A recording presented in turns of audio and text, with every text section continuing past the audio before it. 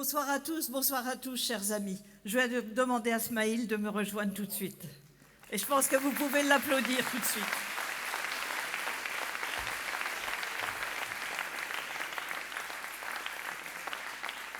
On fait un beau petit duo. Il n'y a pas de jaloux, il n'est pas là, mon mari.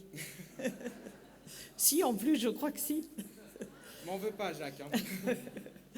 Eh bien, je suis très heureuse, vous vous en doutez, de vous accueillir ce soir avec Smaïl pour ce dernier meeting départemental avant le premier tour et ici à Pontault-Combault. On a démarré la campagne des départementales à Pontault-Combault. On termine ce dernier meeting à Pontault-Combault. Merci à toi, Claude. Merci d'être venu nous soutenir, d'être venu soutenir cette majorité départementale que Vincent conduit avec rigueur et ambition depuis 2004. Je vous demande de l'applaudir, Vincent.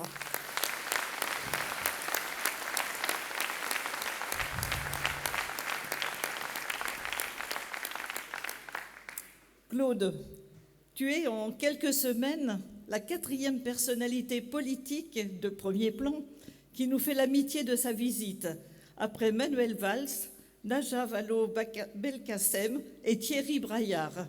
Quel honneur pour Pontault-Combault. Merci à toi vraiment de t'être déplacé ce soir.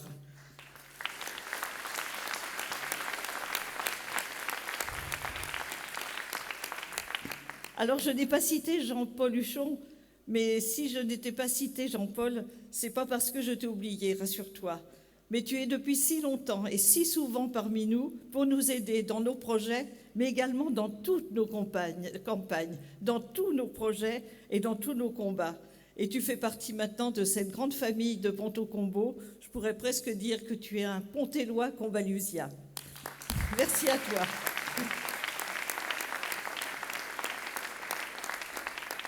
Alors bien sûr, moi aussi, j'espère que nous pourrons accueillir très prochainement Christiane Taubira et qu'elle pourra être des nôtres comme c'était prévu pour ce soir. Nous avons tous compris ce désistement de dernière minute, mais je sais qu'elle nous retrouvera sans problème dans quelques temps. Depuis 2004, Vincent, tu m'as donné la chance d'être à tes côtés en qualité de première vice-présidente en charge des collèges, puis de l'enfance et de la petite enfance, une des actrices de ce changement. On peine aujourd'hui à se souvenir de l'état des politiques départementales quand nous avons mis enfin en cohérence l'action du département avec le quotidien de ses habitants. Nous avons, pour la première fois, créé des politiques départementales qui rompaient avec la politique clientéliste de la droite. Collège, action sociale, routes, sécurité civile, enseignements musicaux, espaces naturels sensibles, transport, université, emploi, santé ou encore logement. Et j'en oublie. Nous sommes intervenus pour offrir des réponses aux problèmes quotidiens que rencontrent nos habitants. Je crois que nous pouvons en être fiers. Merci à toi, Vincent, de nous avoir conduits dans cette direction.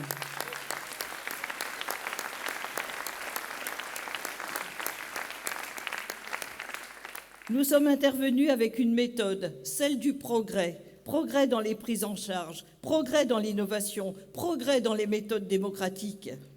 Nous devons, ensemble, à gauche, continuer cette ambition sur notre territoire et sur ses habitants. Nous sommes les seuls, avec Smaïl, dans ce canton, à avoir présenté à nos électeurs un programme. Mais je sais qu'il en est de même pour tous les cantons. Aucun projet, aucune proposition, que des critiques. Nous sommes les seuls à avoir fait un programme. Et ce programme, notre programme départemental, il est réaliste. Il s'appuie sur ce que nous avons fait depuis 10 ans. Il est ambitieux, car il continue sur la voie que nous avons tracée, le progrès pour tous, le progrès pour chacun. Il est conforme à nos valeurs. Solidarité, fraternité, ce sont nos mots forts, à nous, la gauche. Pour le mettre en œuvre, ce programme, nous avons besoin de l'expérience des anciens élus, de ceux qui connaissent le fonctionnement de l'institution, ses forces et ses faiblesses. Je suis bien sûr un de ces exemples.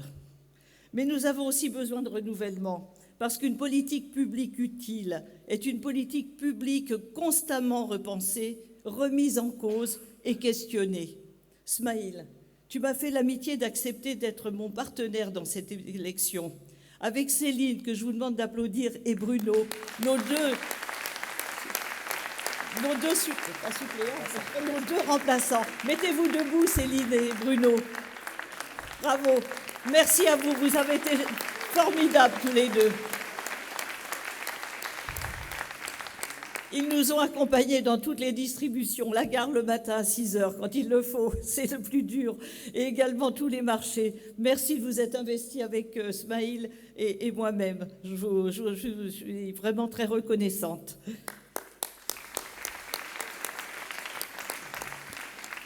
Alors, tous les quatre, je pense que nous incarnons notre territoire, les communes, ses engagements, nos diversités d'âge, justement, des parcours, des origines différentes. C'est ça, le territoire seine-et-marnais, et je crois qu'on est très bien représenté.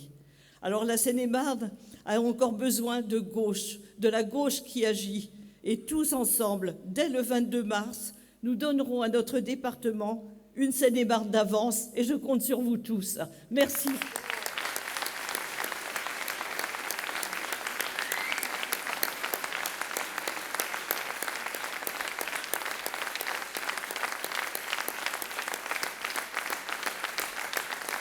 Merci. C'est très encourageant pour nous.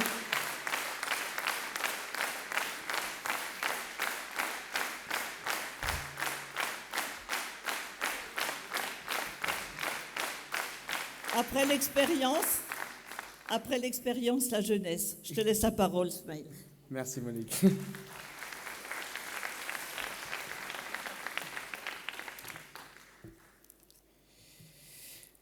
Eh bien, bonsoir à tous, mes chers amis. Je ne vais pas reprendre toutes les formules de politesse à nos camarades présents, mais en tout cas, un chaleureux accueil à Claude Barthelone. Merci d'être présent ce soir. Cher Jean-Paul également, merci, président de la région. Monique, comme elle vient de nous le rappeler, l'enjeu de ces élections, c'est bien l'avenir des 6 années à venir pour le conseil départemental et la mise en œuvre de ces politiques départementales. Je veux bien le répéter, il s'agit bien de cela, il s'agit des politiques publiques que nous mettrons en œuvre avec la majorité départementale une fois élue. Nous sommes aujourd'hui les seuls à en parler. Quand ils sont de l'extrême droite, les candidats... Moi, j'ai sauté une page. C'est une première, mais on ne voulait pas.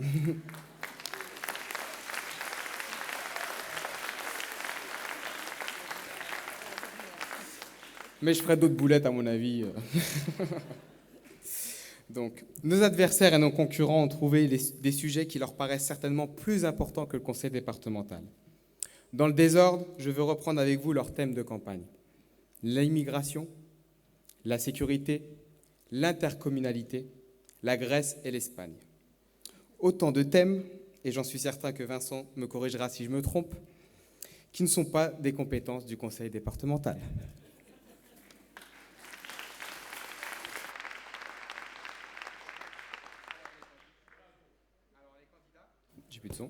Quand ils sont de l'extrême droite, nous avons l'habitude que leurs propositions soient de posture, que le débat soit nationalisé, sans rapport avec l'élection en cours.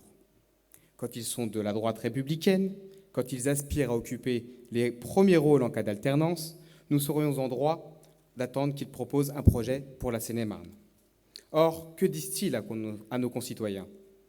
Que la gauche de la Seine-et-Marne, c'est plus d'impôts, plus de dettes, plus de dépenses et moins d'investissements. Je sais que Vincent rétablira dans quelques instants quelques vérités.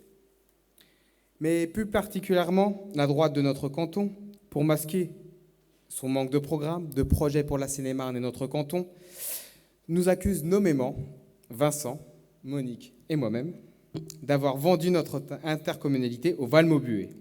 Mon cher Jean-Paul, qui est présent, président du Val Maubuée, nous en voudra peut-être pas.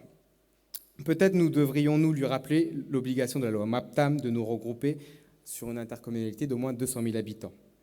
Mais également et surtout que tous les élites du département, de droite comme de gauche, lors de la dernière SRCI, ont voté un regroupement de nos intercommunalités conforme à la loi MAPTAM, à savoir la Brie francilienne, le Val Maubuée et Marne-et-Chantraine.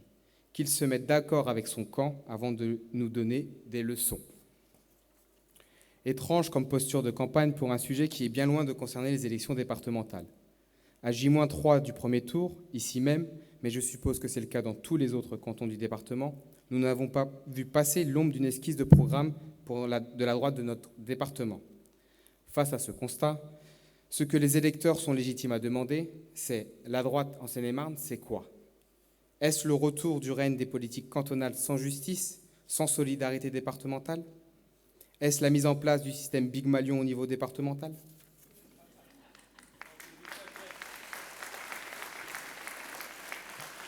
Est-ce des caméras dans tous les collèges, sans moyens pour éduquer et épanouir nos jeunes? Enfin, quand les autres candidats sont de gauche, on peut regretter qu'après 11 ans de majorité avec nous, ils oublient que tout ce que nous avons accompli par la gauche qui agit.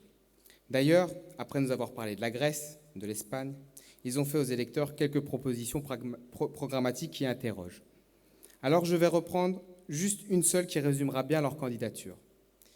Ils exigent le financement des transports scolaires dans notre département. C'est une excellente proposition quand on est de gauche. Mais n'est-ce pas ce qu'a déjà fait notre majorité départementale lors des 11 dernières années sous l'autorité de Vincent Eblé?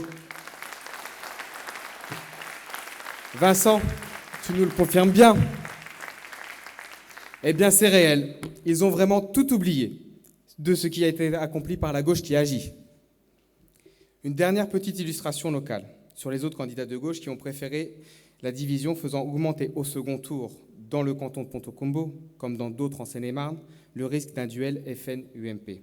À Roissy-en-Brie, cette semaine a été distribué un tract où ne figurait que la candidate titulaire s'attaquant au candidat masculin de la droite, par ailleurs maire de Roissy-en-Brie, sur des sujets strictement municipaux.